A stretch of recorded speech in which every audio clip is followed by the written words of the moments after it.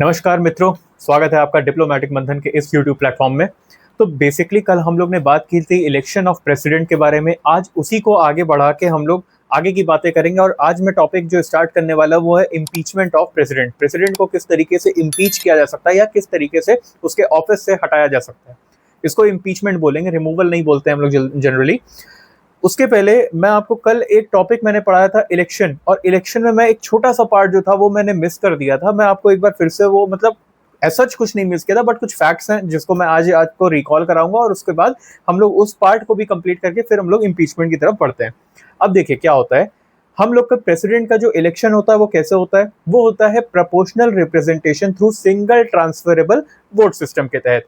इस सिस्टम के तहत मैंने प्रॉपरली कल आपको एक्सप्लेन किया था कि किस तरीके से ये होता है। अब देखिए इसको कौन उसे ऑफिसर करवाते हैं, तो इसमें बेसिकली ये कुछ फैक्ट्स हैं, इसको आप चाहो तो नोट कर लेना, इसमें हो सकता है you can get a question on this. तो बेटा ये होते हैं secretary general.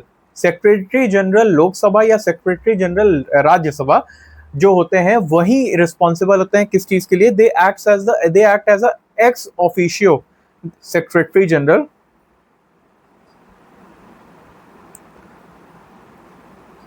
Secretary general Lok Sabha या राज्यसभा ये क्या करते हैं बेटा, ये एक्ट करते हैं ex officio, ex officio returning officer, returning officer of presidential या वाइस प्रेसिडेंशियल इलेक्शन। ये एक बेसिक फैक्ट था।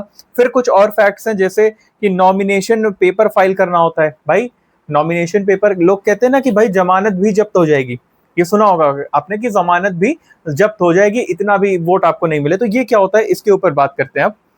ये नॉमिनेशन पेपर जो होता है, नॉमिनेशन पेपर फाइल करना होता है। आपने अब कर कोई भी मूवी देखी होगी जिसमें इलेक्शन से रिलेटेड कोई भी चीजें दिखाई गई होंगी, तो उसमें ये होता है कि कल हम लोग को नॉमिनेशन फाइल करने जाना है, कल हम लोग को नॉमिनेशन फाइल करने जाना है। अभी रिसेंटली मैं एक सीरीज देख रहा था, मामला लीगल है, लॉ के बेस पे था, एडवोकेट्स के बेसिस पे था। तो उसमें वो मैं जब देख रहा था तो उसमें भी इलेक्शन था, तो उसमें भी वो नॉमिनेशन फाइल करने गया था। तो बेसिकली नॉमिनेशन पेपर वही फाइल करना होता है। तो जो नॉमिनेशन पेपर प्रेसिडेंशियल कैंडिडेट का होता है ना, वो बेसिकली क्या होता है, it should be proposed by not less than, मतलब 50 लोग, 50 वोटर जो होने चाहिए, 50 वोटर्स कम से कम उसको प्रपोज करें कि हाँ ठीक है ये प्रेसिडेंट के इलेक्शन में खड़े हो सकते हैं। इसको क्या करें, not less than 50 voters. Proposal के लिए कितने चाहिए, 50 वोटर्स, कम से कम 50 वोटर्स आपको सपोर्ट करें कि चलिए प्रपोज करते थे कि इनको भी एक बार उतारा जाए मैदान में। और साथ में it should be proposed by not less than 50 voters and seconded मतलब कह लो seconded by another 50 वोटर्स। समझ गए, कोई भी नहीं खड़ा हो सकता कि जिसका मन आया वो खड़ा हो गया। आपको क्या होगा ना, जो नॉमिनेशन पेपर है उस पे 50 वोटर्स का क्या होना चाहिए, प्रपोजल के लिए टाइम पे सपोर्ट होना चाहिए। देन अनदर 50% जो होता है, 50% सॉरी कह रहा हूँ, 50 वोटर्स जो होंगे उसको सपोर्ट भी करें। समझ गए, ये चीज एक फैक्ट था। फिर इसमें कुछ पैसे देने होते हैं ना, जिसको हम लोग कहते हैं जमानत जब्त हो जाना। वो कितने रुपए होती है, वो होता है 15,000 का, 15,000 का डिपॉजिट करना होता है। ठीक है, 15,000 का डिपॉजिट करना होता है इस चीज के लिए। ये सिक्योरिटी डिपॉजिट होता है, बेसिकली सिक्योरिटी डिपॉजिट। समझ गए, सिक्योरिटी डिपॉजिट होता है। अब देखिए क्या होता है कि ये सारी चीजें हो गई, इलेक्शन हो गया। अब देखिए अगर मान लीजिए कि प्रेसिडेंट का इलेक्शन हुआ, अब इलेक्शन तो हम लोग ने करवा लिया, मान लीजिए कि कुछ ऐसी चीज होती है कि जैसे अभी आपने देखा वाइस प्रेसिडेंट का इलेक्शन हुआ है, तो वाइस प्रेसिडेंट के इलेक्शन में कुछ लोगों ने कहा कि यार इनके वोट कहाँ गए, मतलब कुछ ना कुछ कंट्रोवर्सी आई ना कि भाई वोट गलत हुए हैं, वोटिंग गलत हुई है, नहीं सही हुई है। अगर मान लीजिए ऐसा प्रेसिडेंट के इलेक्शन में भी होता है तो क्या होगा, कोई भी डिस्प्यूट अगर प्रेसिडेंट के पर्टिकुलर इलेक्शन से रिलेटेड होता है तो उसका जुडिशियल रिव्यू हो सकता है। और ये कहाँ पे होगा, ये होगा सिर्फ और सिर्फ सुप्रीम कोर्ट में। समझ गए, अगर कोई भी डिस्प्यूट होगा, disputes related to presidential election, मैं पीई लिख दे रहा हूं, सिर्फ प्रेसिडेंशियल इलेक्शन समझ लेना इसको, है ना, प्रेसिडेंशियल इलेक्शन, इसका judicial review JR, judicial review कहाँ पे होगा, सुप्रीम कोर्ट में, SC। भाई मैंने बहुत शॉर्ट फॉर्म्स यूज किए हैं, लेकिन मैंने इसीलिए आपको बार बार एक्सप्लेन भी किया है कि प्रेसिडेंशियल इलेक्शन का जुडिशियल रिव्यू होगा कहाँ पे, सुप्रीम कोर्ट में। अगर मान लीजिए क्या होता है, ये चीज ऐसा होता है कि कोई भी डिस्प्यूट आता है और उसका जुडिशियल रिव्यू होता है, तो जो लास्ट में सुप्रीम कोर्ट कहेगा, जो लास्ट में सुप्रीम कोर्ट होगा, इन्हीं का डिसीजन, इनका डिसीजन क्या होगा, फाइनल और बाइंडिंग। बाइंडिंग वो क्रिकेट बैट का बाइंडिंग वाला नहीं है, ये बाइंडिंग मतलब कि यही चीज होने वाला है, जो सुप्रीम कोर्ट ने कह दिया वही फाइनल डिसीजन है, उसके अलावा अब इस पे कोई चर्चा नहीं होगी। ठीक है, समझ गए, ये चीज हो गया। अगर मान लीजिए ऐसा हो गया कि सुप्रीम कोर्ट ने कहा हाँ भैया ये जो प्रेसिडेंट का इलेक्शन हुआ है ये गलत तरीके से हुआ है, नहीं सही है, अगर ऐसा होता है तो इस केस में क्या होगा, अगर मान लीजिए प्रेसिडेंट का इलेक्शन जो है वो क्या बोल दिया गया कि वे वॉइड है, मतलब गलत है, प्रेसिडेंट का इलेक्शन गलत है, तो क्या किया जाएगा, जो भी डिसीजन लिए गए हैं प्रेसिडेंट द्वारा, मान लीजिए कि कोई भी चीज आती है एज सच कि प्रेसिडेंट का इलेक्शन हुआ, प्रेसिडेंट आ गए, उन्होंने ओथ ले ली, उन्होंने अपना काम करना स्टार्ट कर दिया, कुछ डिसीजंस लिए, कुछ बिल पास किए, सब कुछ किया। अब तो एक साल बाद ये आता है कि नहीं नहीं वो प्रेसिडेंट का इलेक्शन गलत था, इस पे जुडिशियल रिव्यू करो, और सुप्रीम कोर्ट ने कहा कि हाँ भैया गलत था, तो जो भी उन्होंने डिसीजन लिए हैं वो क्या हो जाएंगे, वो खारिज नहीं होंगे। ठीक है, वो इनवैलिड नहीं होंगे, decision taken on the name of president या by president will not be invalid, वो इनवैलिड नहीं होगा, वो वैलिड होगा। समझ गए, ये कुछ फैक्ट्स है, इस पे हम लोग ने चर्चा करना थोड़ा सा यार रह गया था, इस वजह से कुछ फैक्ट्स है, इंपॉर्टेंट भी है, इस पे क्वेश्चंस भी आ सकते हैं, not very much important, but आपको पता होना चाहिए कि अगर मतलब सब कुछ आपको पता ही होना चाहिए, राइट। तो ये चीजें हम लोग ने कर ली। अब हम आते हैं अपने आज के टॉपिक, जिसको हम लोग क्या बोलेंगे, जिसको हम लोग बोलेंगे इम्पीचमेंट। इम्पीचमेंट पे आज हम आ जाते हैं। इम्पीचमेंट का मीनिंग क्या होता है भाई, इम्पीचमेंट मतलब कि हमें अपने प्रेसिडेंट से खफा हो गए, हम इनको हटाना चाहते हैं, समझ गए। तो सिंपल सी बात है, इसको हम लोग किस नाम से जानते हैं, इम्पीचमेंट। इम्पीचमेंट ऑफ प्रेसिडेंट, या ऑफ प्रेसिडेंट छोड़ो, इम्पीचमेंट ही लिख दिया। अब इसको मैं बताता हूँ कौन से आर्टिकल में, तो ये दिया हुआ है आपके इंडियन कॉन्स्टिट्यूशन के आर्टिकल नंबर 61 में। ठीक है, ये आपके किस में दिया है, आर्टिकल नंबर 61 में। अब ये आर्टिकल नंबर 61 में दिया हुआ है, इसको प्रॉपरली हम लोग को समझना होगा। देखिए बेटा, इम्पीचमेंट क्या होता है ना कि इसकी एक बहुत ही सिंपल सी लाइन है, बहुत सिंपल सी लाइन है। इम्पीचमेंट कौन कर सकता है भाई, पार्लियामेंट करेगी। इम्पीचमेंट या सिंपल सी लाइन अगर मैं बताऊं तो वो लाइन ये है कि president can be impeached by parliament on the grounds of violation of constitution. ये एक सिंपल सी लाइन है। अब ये जो लाइन है ना, ये बहुत ही महत्वपूर्ण लाइन है, क्योंकि इसी में सारे राज छुपे हुए हैं, समझ गए। तो वो क्या है, अब मैं आपको एक एक चीज, इसके एक एक वर्ड को तोड़ के समझाता हूँ। कहता क्या है ये कि प्रेसिडेंट या प्रेसिडेंट कैन बी इम्पीच्ड, सीधे इम्पीच्ड लिखता हूं, इम्पीच्ड बाय किसके थ्रू, बाय पार्लियामेंट, पार्लियामेंट। ठीक है, अब इम्पीचमेंट कर तो रहा है पार्लियामेंट, लेकिन ऐसे ही तो नहीं कर देगा कि एक दिन सर ने क्या किया कि सर ने इस ग्लास में पानी पी लिया तो उनको इम्पीच कर दो, अब ऐसा तो होगा नहीं, कुछ ना कुछ ग्राउंड तो चाहिए। तो on the ground of violation, ये इंपॉर्टेंट है, ये वर्ड इंपॉर्टेंट है, याद रखिएगा। ये इसका वर्ड है क्या है, violation of constitution, violation of constitution. चलो, अब ये शब्द इन्होंने यूज किया, इन्होंने बोला कि प्रेसिडेंट को हम कभी भी इम्पीच कर सकते हैं अगर उसने क्या किया है, अगर वो ग्राउंड उन्होंने क्या है, अगर ग्राउंड ये है कि उन्होंने कोई भी कॉन्स्टिट्यूशन का प्रावधान है उसको वायलेट कर दिया है। ठीक है, लेकिन इसमें एक कैच समझो क्या है कि अगर इसमें इन्होंने वायलेशन ऑफ जो कॉन्स्टिट्यूशन है ना, इन्होंने ये जो वायलेशन ऑफ जो कॉन्स्टिट्यूशन है, ये शब्द जो है, ये 3 शब्द, इसको डिस्क्राइब ही नहीं किया कि ये वायलेशन ऑफ कॉन्स्टिट्यूशन होता क्या है। तो ये जो है, it is not described, it is not described. तब आप कहोगे कि सर ये जब डिस्क्राइब ही नहीं हुआ है, जब ये डिस्क्राइब ही नहीं हुआ है तो हम किस बेस पे इनको निकालेंगे, पार्लियामेंट किस बेस पे इनको इम्पीच करेगा।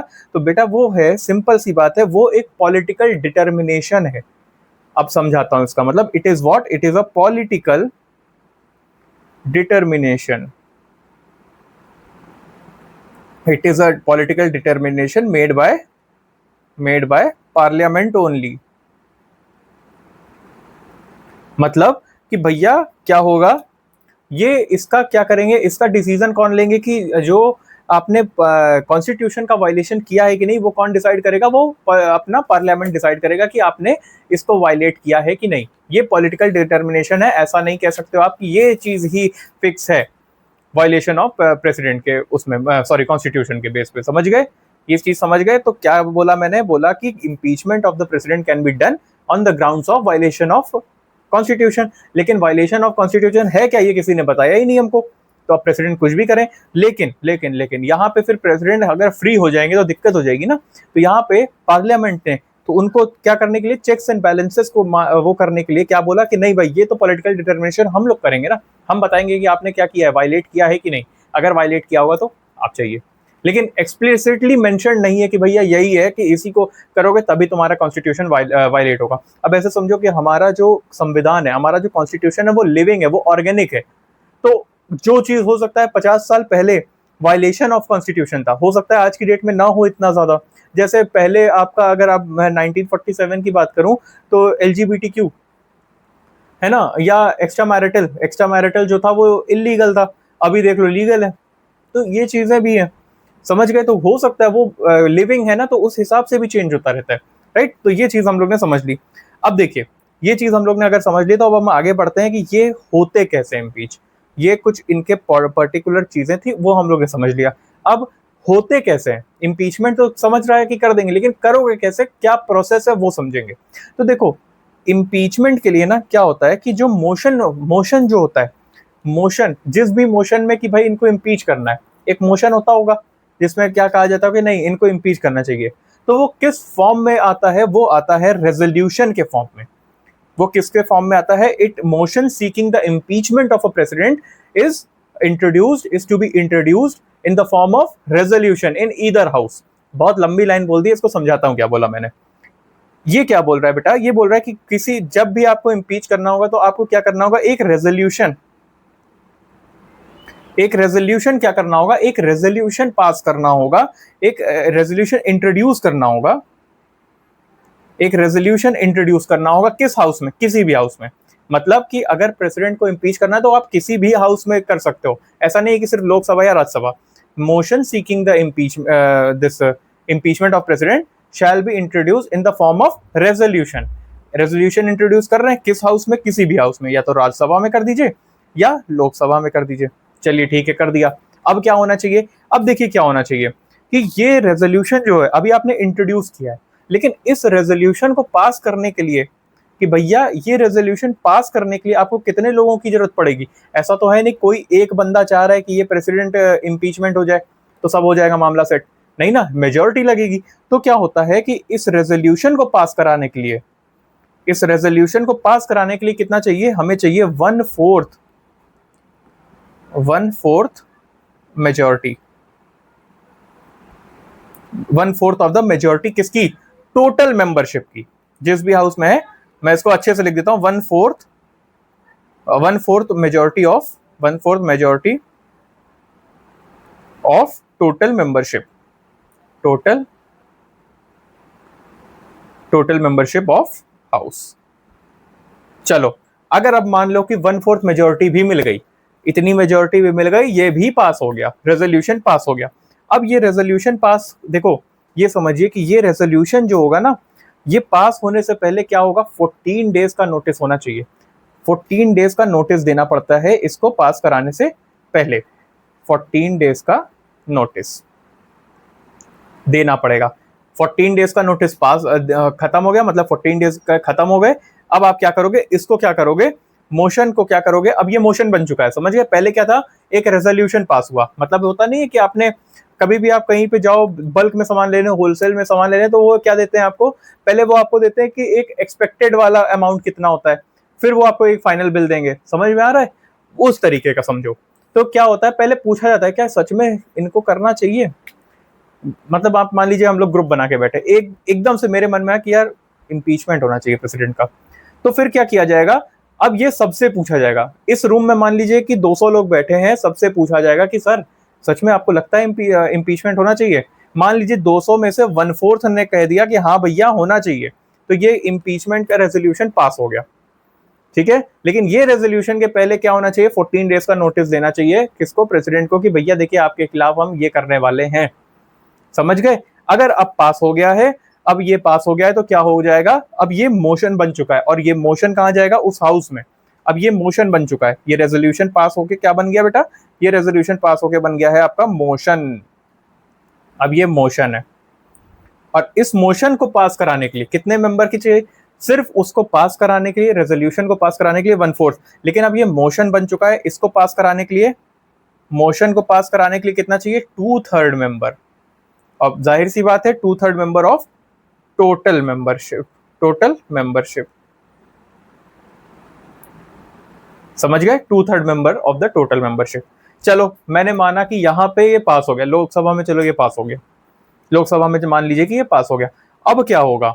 अब ये जाएगा दूसरे हाउस। मान लीजिए कि लोकसभा में सबसे पहले इंट्रोड्यूस हुआ था रेजोल्यूशन, यहाँ पे इंट्रोड्यूस हुआ था, इन्होंने क्या किया? इन्होंने पास कर दिया। अब क्या होगा? कहाँ जाएगा ये? अब ये दूसरे हाउस में जाएगा। दूसरा हाउस कौन सा होगा भाई? हमारा दूसरा हाउस होगा राज्यसभा। दूसरा हाउस हमारा राज्यसभा होगा। अब ये जो राज्यसभा होगा ना, ये क्या करेगा? ये पहले देखेगा कि भाई लोकसभा ने पास तो कर दिया है क्या, लेकिन सही में किया, सही चीजें की हैं इन्होंने, क्या प्रेसिडेंट ने सच में वो गलती की है? तो क्या करेगा? ये इन्वेस्टिगेट करेगा। एसीपी प्रद्युमन बन जाएगा कि लाओ भैया इन्वेस्टिगेट करें, पहले देखें कि तुमने जो चीजें करी हैं वो सही करी है कि नहीं। समझ गए? तो अब ये जो राज्यसभा होगा, it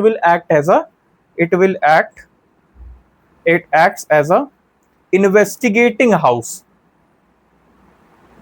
investigating house, investigating, GATING, ठीक है, ठीक है। It acts as a investigating house. कहीं ना कहीं एसीपी प्रद्युमन बनने की ये कोशिश करेंगे। चलिए इन्वेस्टिगेट किया। अब यहाँ पे इन्वेस्टिगेशन के तहत क्वेश्चन आंसर होंगे। इन्वेस्टिगेशन में क्या होता है? क्वेश्चन आंसर ही तो होते हैं कि भाई तुमने बताओ तुमने मर्डर किया है कि नहीं है, तुमने मर्डर किया, कैसे किया, हथियार कहाँ है, कहाँ छुपाया, कितने बजे किया, ये सारे क्वेश्चंस होते हैं। ये क्वेश्चंस होंगे, सबसे होंगे, बिल्कुल सारे सबूतों को देखा जाएगा, सब कुछ, सारी चीजें इन्वेस्टिगेट होंगी, ठीक है। लेकिन यहाँ पे अब इन्वेस्टिगेशन, जैसे जब भी कोई मर्डर करता है, कोई भी पूछताछ होती है, तो उसको एक वकील रखने का वो प्रावधान होता है ना, तो यहाँ पे भी प्रावधान है। यहाँ पे प्रेसिडेंट जो होता है ना, उसके राइट है, उसको अपने पूरा राइट है कि भाई वो अपने आप को डिफेंड कर सके। समझ गए? प्रेसिडेंट के पास पूरा पूरा अधिकार होता है कि हम अपने आप को डिफेंड कर सकें। अगर एक ही तरफ की सुनेंगे तो फिर तो वो कल्प्रिट हो ही गया ना, तो दोनों तरफ की सुनते हैं। तो प्रेसिडेंट के पास भी पूरा पूरा राइट होता है कि वो अपने आप को क्या करे? डिफेंड करे। तो यहाँ पे मैं लिख देता हूं, president has right to defend himself या हरसेल्फ। समझ गए? ये चीज समझ गए हम लोग। लेकिन अगर मान लीजिए कि वो डिफेंड करते हैं और डिफेंड करते करते हार गए, और ये प्रूफ हो गया कि नहीं भैया प्रेसिडेंट की तो गलती है, इनको इम्पीच करना ही चाहिए, तो राज्यसभा क्या करेगा? राज्यसभा में भी ये पास होगा मोशन। और वो कैसे पास होगा? वो भी पास होगा हमारा किससे? 2/3 of the majority of total membership, इससे ये पास होगा। और अगर यहां पे ये पास हो गया तो भैया प्रेसिडेंट जो होंगे वो इम्पीच हो जाएंगे। समझ गए? अगर ये पास हो जाता है तो ये क्या हो जाएगा? इफ पास्ड, यहां पे ये पास हो गया, इफ पास्ड, अगर ये पास हो गया तो फिर प्रेसिडेंट स्टैंड्स इम्पीच्ड। समझ गए? अगर ये पास हो गया तो प्रेसिडेंट जो होंगे वो इम्पीच हो जाएंगे, उनको हटा दिया जाएगा। ये समझ में आ गया? अब एक पॉइंट देखिए यहाँ पे कि ये जो सेकंड हाउस है ना, ये जो सेकंड हाउस है, ये जो दूसरा हाउस है, second house acts as a investigating house. तो ये कहीं ना कहीं एक्ट नहीं कर रहा क्वासी जुडिशियल बॉडी की तरफ, तो it acts as a quasi judicial, second house acts as a quasi judicial body. Second house, बेटा ये याद रखना, और सेकंड हाउस इसलिए बोल रहा हूं क्योंकि किसी भी हाउस में रेजोल्यूशन को पास किया जा सकता है। Second house acts as a quasi judicial house. समझ गए? Quasi judicial in nature. चलो ये भी हम लोग ने समझ लिया। इसके ऊपर भी क्वेश्चन आ सकता है कि भाई क्या कभी राज्यसभा या क्या कभी लोकसभा क्वासी जुडिशियल नेचर का अपने ऊपर रख सकते हैं? तो बिल्कुल रख सकते हैं, राइट। ये चीज हम लोग ने समझ ली। अब इसके भी हम लोग ने पढ़ लिया, इसके भी कुछ फैक्ट्स देख लेते हैं। अगर मान लीजिए ये सारी इंपीचमेंट हो रहा है और प्रेसिडेंट को लग रहा है नहीं नहीं ये गलत बात है यार, ये लोग जबरदस्ती मुझे हटा रहे हैं, तो प्रेसिडेंट के पास अब क्या प्रावधान रहेगा? क्योंकि आखिर में देखा जाए तो पूरी पावर तो पार्लियामेंट के पास है कि वो हटा सके, है ना। लेकिन अगर प्रेसिडेंट को लग रहा है नहीं मैंने गलत नहीं किया, मैंने गलत नहीं किया है, ऐसा नहीं होना चाहिए था मेरे साथ, तो बेटा यहाँ पे देखो चेक्स एंड बैलेंसेस का मैंने आपको शुरू में बताया था कि प्रेसिडेंट अगर पूरा संपूर्ण तरीके से पावर दे दी जाएगी तो प्रेसिडेंट क्या हो जाएंगे, प्रेसिडेंट भी अपने आप को राजा मान लेंगे और वो एकदम से क्या हो जाएंगे, वो वहां पे प्रॉब्लम आ जाएगी। और चेक्स एंड बैलेंसेस को ही मेंटेन करने के लिए पार्लियामेंट के पास ये पावर होती है कि वो प्रेसिडेंट को हटा सके। लेकिन अगर मान लीजिए कि पार्लियामेंट जो है वो अपनी मनमानी चलाने लगे, फिर क्या होगा? तो इसके पास पावर होती है चेक्स एंड बैलेंसेस की, जुडिशरी के पास। तो बिल्कुल एकदम आपने सही सोचा है कि इसका जुडिशियल रिव्यू, प्रेसिडेंट के इम्पीचमेंट का जुडिशियल रिव्यू इज पॉसिबल। यहाँ पे जुडिशियल रिव्यू भी हो सकता है। President impeachment, impeachment of president, judicial review is possible for judicial, मैं रिव्यू ऐसे ही लिख रहा हूं मैं, JR मीन्स जुडिशियल रिव्यू। मैं बहुत चीजें ऐसी होंगी जिनका शॉर्ट फॉर्म, क्योंकि मैंने नोट्स भी अपने इतने शॉर्ट बनाए ना कि मैं क्या बताऊं आपको, मैंने बहुत शॉर्ट फॉर्म यूज किया उसमें, ठीक है। तो judicial review can be done of presidential election, sorry impeachment, presidential impeachment का जुडिशियल रिव्यू हो सकता है। और ध्यान दीजिएगा कि जो भी अगर मान लीजिए कि प्रेसिडेंट को इम्पीच कर दिया गया, तो अगेन जो भी उन्होंने डिसीजन लिए हैं वो इनवैलिड नहीं होंगे। ये चीज हमेशा याद करिए, सिर्फ इस ग्राउंड पे कि उनको इम्पीच कर दिया गया, कि मान लीजिए कि उन्होंने क्या किया, उनको इम्पीच कर दिया गया, अब सारे डिसीजन हटा दो इनके, ऐसा नहीं होगा, ठीक है। तो जो भी डिसीजन लिए हैं will not be invalid. Prior decision मैं बेसिकली लिखूं, प्रायर डिसीजन, इसको मैं थोड़ा दूसरे से लिखता हूं, prior decision will not be invalid only on this ground। ये चीज इंपॉर्टेंट है, only on this ground। और वो ग्राउंड क्या है? इम्पीचमेंट बेटा। वो ग्राउंड क्या है? इम्पीचमेंट। सिर्फ इम्पीच होने की वजह से उनके सारे डिसीजन इनवैलिड नहीं हो जाएंगे, ठीक है। ये चीज हम लोग ने समझ ली।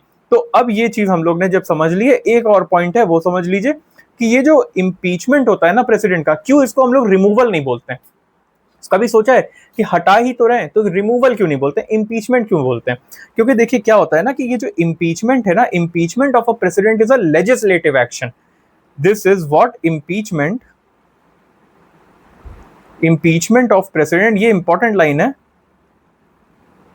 Is a legislative action. ये क्या है? ये लेजिस्लेटिव एक्शन है। And whereas removal of other offices या officers कह सकते हो, removal of other officers या other officers कह सकते हो, या हाई कोर्ट या सुप्रीम कोर्ट के जजेस या कंट्रोलर एंड ऑडिटर जनरल, या ऐसे ही गवर्नर कह लो, etc. These are what? These are executive actions। समझ गए? ये चीज समझ में आ गया बेटा? तो क्या बोला मैंने कि जो इम्पीचमेंट है वो क्या है? वो लेजिस्लेटिव एक्शन है। वेयरएज अगर रिमूवल बात करें, रिमूवल ऑफ हाई कोर्ट जजेस, रिमूवल ऑफ सुप्रीम कोर्ट जजेस, removal of governor, removal of CAG, तो ये सब क्या है? ये सब है क्या? Executive action. समझ में आ गया क्यों हम लोग इम्पीचमेंट को बिल्कुल अलग रखते हैं? समझ गए? तो ये चीजें हम लोग ने डिस्कशन कर लिया। अब इम्पीचमेंट के ऊपर आपको कोई भी क्वेश्चन आएगा ना, तो you can very well solve it. बहुत आराम से इसको सॉल्व कर लोगे, बहुत अच्छी तरीके से पूरा समझा दिया है। एंड ट्रस्ट मी, इसको अगर ये प्लेलिस्ट तुमने पूरी कर लिया ना, तो पॉलिटी के स्टैटिक पोर्शन पूरी तरीके से कंप्लीट है तुम्हारा, पूरी तरीके से 110% पूरी तरीके से कंप्लीट है। और जो भी चीजें नहीं समझ में आ रही हैं कमेंट करिए, उसके ऊपर मैं स्पेशली एक अलग से वीडियो बना के डाल दूंगा कि जो भी मतलब डाउट्स होंगे उसके लिए प्रॉपर आपको एक पर्टिकुलर वीडियो मिल जाएगी, ठीक है। तो with this we will be ending our topic today, will be ending our lecture today, will be meeting you in next video very soon. तब तक के लिए स्टे हेल्दी, जय हिंद।